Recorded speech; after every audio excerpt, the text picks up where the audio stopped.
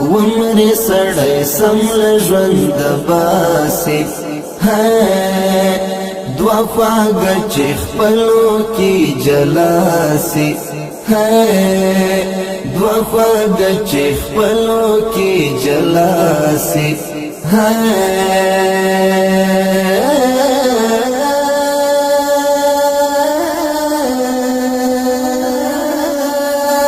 څنګه به په سر خاورې ونه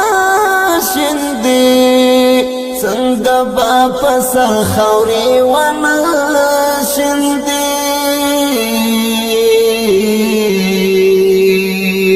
سیوری د بیلتون چې په چاره سي سیوری د بیلتون چې په چاره سي